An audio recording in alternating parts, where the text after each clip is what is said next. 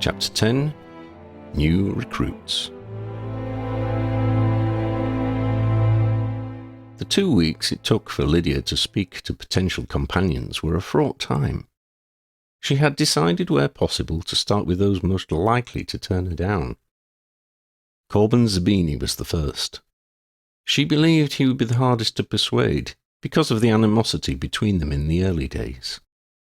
Corbin proved far easier to approach than she had feared. "Hi, Corbin." They were on their way to lunch. Lydia had seen Zabini ahead of them in the corridor. She had left Freddie and the others and scampered off after him. He was walking on his own, and the opportunity was too good to miss. Corbin turned. "Oh, hi, Lydia." He looked confused, but pleased to see her. "How's it going?" she said. The triteness of her words annoyed her, but she couldn't jump straight into saying what she wanted to say. Now that it came to it, she found it hard to think of a way to approach the subject. Corbin looked up and down the corridor. "Look, can we step aside? I'd like to talk to you if that's okay." This surprised and delighted Lydia. Perhaps this would be easier than she had expected. "Of course," she agreed. "We can sit down here." There was a bay between two classrooms on one side of the corridor. It had an enormous window overlooking the grounds, with a window seat where they could talk, away from the thronging corridor. Corbin politely let Lydia sit first. "Lydia, I've wanted to apologize to you for a long time," he said. 3 years ago, when I was a firstie, I was horrible to you and to Freddie. I'm really sorry. I let Kevin, Bulstrode that is, boss me about, and I became a bully like him. It was stupid. I was stupid. I hope you can forgive me." "Of course I can, Corbin," Lydia smiled. "I mean, you don't hang around with Bulstrode anymore, do you?"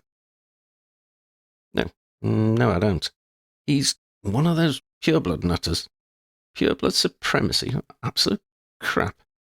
They got beaten in the war, and people like you and Sophie Inkwood beat them in the school. Dev Perek, he's brilliant and he's a half-blood. Bulstrode's just the kind of idiot who has to put others down because there's nothing good about him. "We were little kids back then, Corbin," Lydia smiled. "We're big grown-up fourth years now.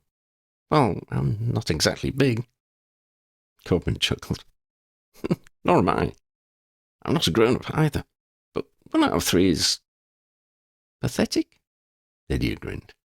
"But no, I have no hard feelings. All that's in the past. You're what Draco Malfoy calls a reformer. If Draco likes you, then you're one of the good guys." "You get on really well with Professor Malfoy, don't you?" Corbin quizzed her. Lydia felt a tiny surge of panic. "Oh yeah, it's just a Harry Potter connection. Harry introduced us before I even started here." Corbin smiled and nodded. "I think Malfoy's proud of his friendship with Harry Potter. Must be a symbol to him, and to the world, of his redemption since the war. I admire him for that." They smiled at each other. "Look, sorry," Corbin said. "You need to get to lunch. I'm glad we could clear things up so easily. Thanks." "I'm glad too," Lydia said, then added, "Look, can we go for a walk and a chat after we've eaten? There are things I'd like to talk about." Corbin waved a hand at the scene outside the window. "It's nice and sunny for once. We could walk down by the loch. You can tell me about swimming with the giant squid." "It's windy, though," Lydia warned as they stood up. "Wrap up warm." "Your command is my wish, Miss Lydia," Corbin grinned. "Sorry, I wasn't being bossy." Corbin's raised eyebrows suggested otherwise. As she finished eating, Lydia looked over to the Slytherin table. Corbin saw her and nodded, pushing his plate away. They met outside the great hall. Corbin pointed out that he'd heard on good authority that he needed a warm cloak. He offered to borrow one for Lydia, to save her from having to go up to the Ravenclaw Tower, and rushed off down to the Slytherin basement. They made their way down to the loch together. Lydia had been right, Corbin acknowledged. The wind was bitingly cold. They found a sheltered hollow which caught the sunlight but kept away the worst of the wind. There was a stone bench. It was warm from the sunshine. That was some compensation for the hardness of the seat. "It seems like this is going to be something serious," Corbin noted. "We've come all this way and haven't said anything that wasn't small talk." "You're a smart guy, Corbin. Just don't take it too far," she warned with a grin. "But yeah, it's serious. I'm going to tell you things about me that are, well, unusual. And there's some other unusual stuff. We haven't got a lot of time, so I'd be grateful if you can let me get through it. We can find some other time if you have questions." Corbin nodded his understanding and agreement.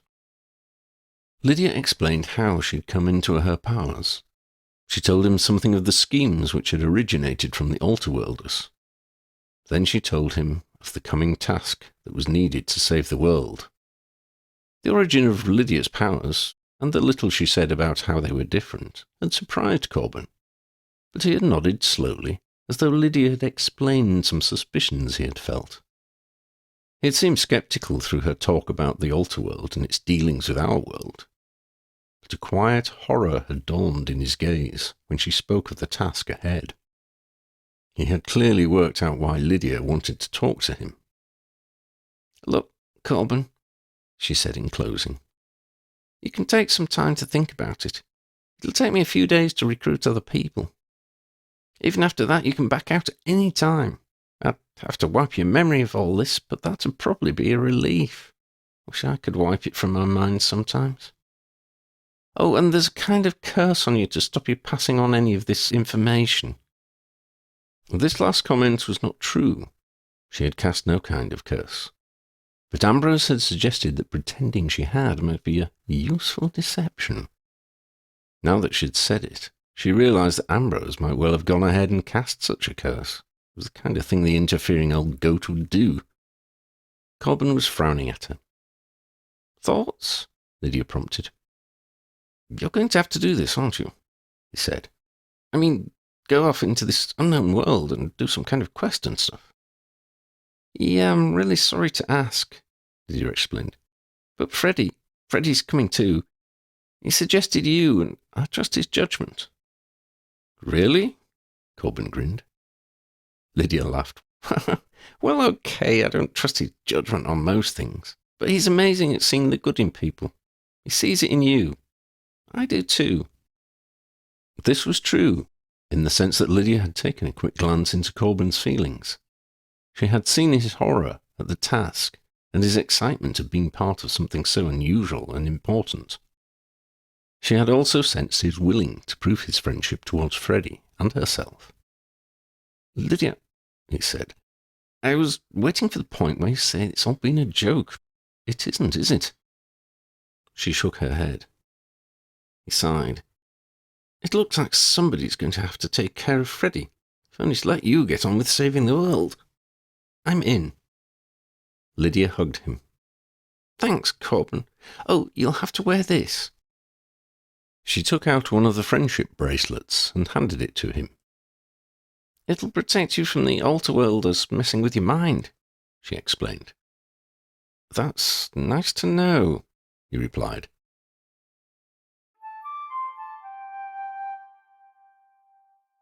She had planned to speak to Slytherin Quidditch captain Colin Moody next. As circumstances would have it, that weekend she happened across a chance to talk to Tevin Tappy Fawcett. He was talkative, as she had been told. His only subjects of conversation were himself and his ambitions. She decided against trying to recruit him. She spent a week trying to corner Colin Moody. He was busy with his NEWT studies and had little time that was not either spent in classes or in tight-knit study groups. She was now feeling an awful combination of being both dispirited and worried. Sophie's concern about Moody wanting to lead continued to nag at her. This task, quest, war, whatever it was going to be, would be difficult enough for her, without having to fight for control of her companions. Then she remembered Ambrose telling her that she should not choose any adults. Moody was 17. That meant he was legally an adult. After days wasted trying to speak to Colin Moody, she dropped the idea. There was little enough time, she decided, to prepare for the task. She could not waste any more of it on chasing hard-to-find candidates to interview.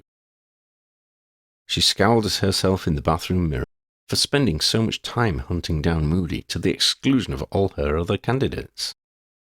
She dried her hands and turned to leave. Xander was sitting to attention on the tiled floor looking at her. It struck Lydia as odd. Xander seldom came into the girls' bathrooms. The last time she could remember him doing so was when she'd first got to know Sophie. Freddie had been with her then. In fact, Xander had never been into a girl's bathroom other than that one time, as far as she could recall. She squatted down to talk to him, wrapping her arms around her legs, her shoulder bag on the shiny floor next to her. It felt good to hug herself like that.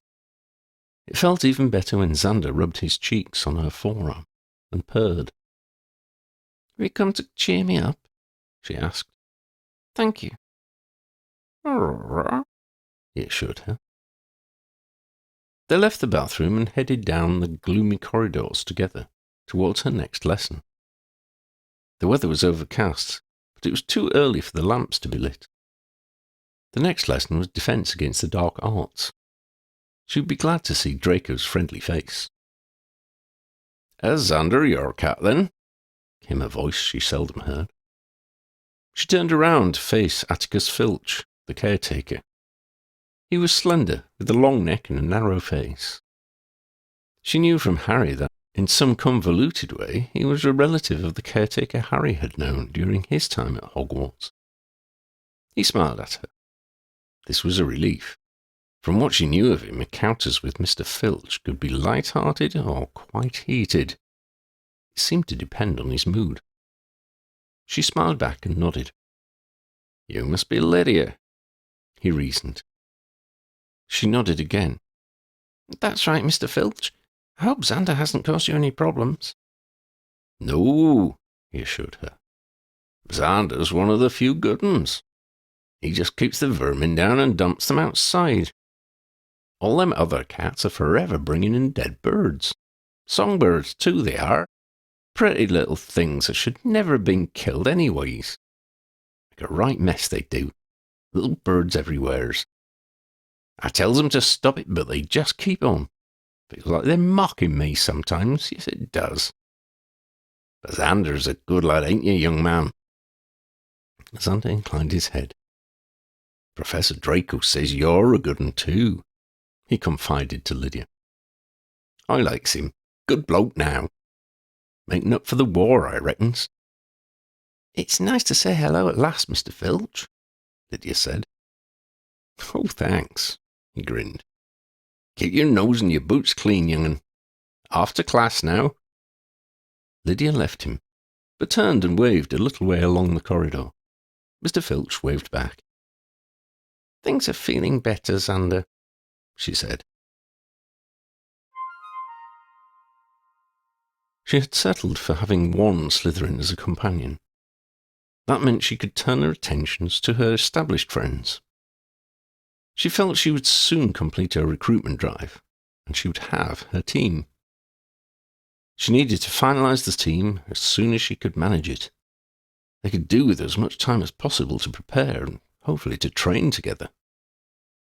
She had Freddie set up a chat with Christy Wood in their booth in the joint common room that afternoon. Lessons had finished for the day, and the common room held only a light scattering of students.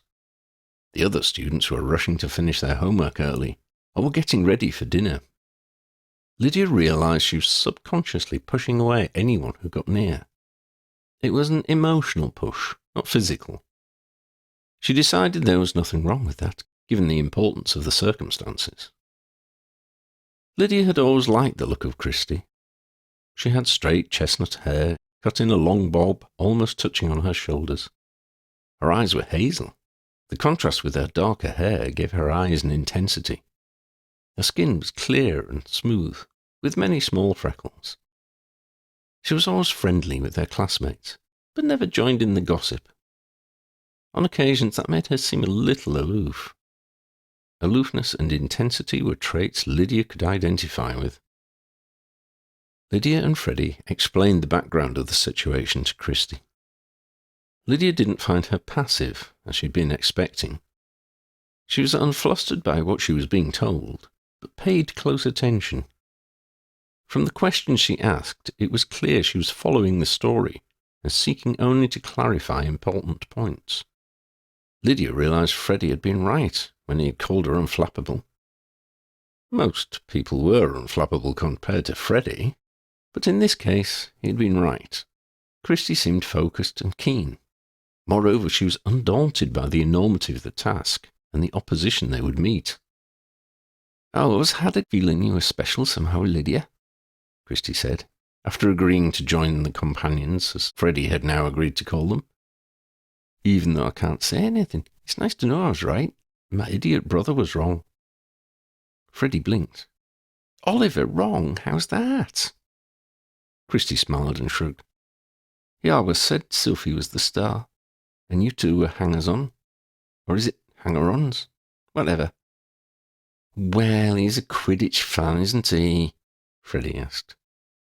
Christy shrugged. "A bit, but only 'cause Sophie plays. What can I say? They're classmates and he has the hots for her." "Ooh, scandalous," Freddie observed. "Sophie's mega amazing, though." "You can't say anything to anyone about this," Lydia said. "Not even Oliver." Christy nodded. "I know that. Don't worry. I know you could turn me into a flobberworm or worse. But yeah, I'm in, and you can count on me for anything that I can actually do."